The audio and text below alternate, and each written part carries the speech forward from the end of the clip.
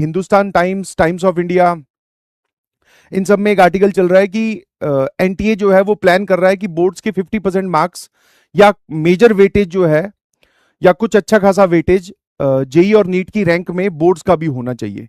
इस पे अभी कमेटी बनाई गई है और वो कमेटी जो है वो अब आगे चल के फैसला लेगी। तो आपको बिल्कुल भी चिंतित होने की जरूरत नहीं है।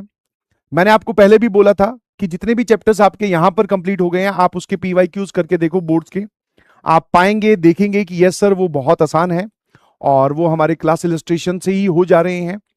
तो आप फिजिक्स, केमिस्ट्री, मैथ में तो बिल्कुल ये चिंता छोड़ दो और जब आप अपना फर्स्ट अटेम्प्ट दे दोगे उसके बाद में आपके पास में एक अच्छा खासा टाइम होगा अपने बोर्ड्स के लिए, 1 महीने का टाइम लगभग हो जाता है। ठीक है, तो इसलिए मेरी सभी से रिक्वेस्ट है कि देखो 2 अटेम्प्ट में मेजरली आपके लिए पहला अटेम्प्ट ही सबसे मेजर अटेम्प्ट है। हमारा नवंबर मिड में सिलेबस खत्म हो जाएगा, उसके बाद में हम 1.5 महीने या 2 महीने के करीब रिवीजन करेंगे क्लास 11th की, उसके बाद में आपका जनवरी अटेम्प्ट स्टार्ट होगा।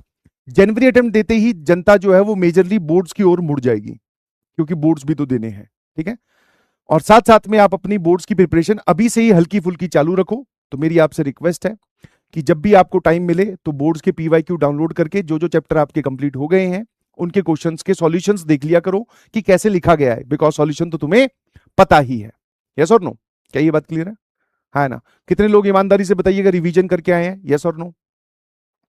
रिवीजन कितने करके आए हैं भाई, जल्दी से बता दो।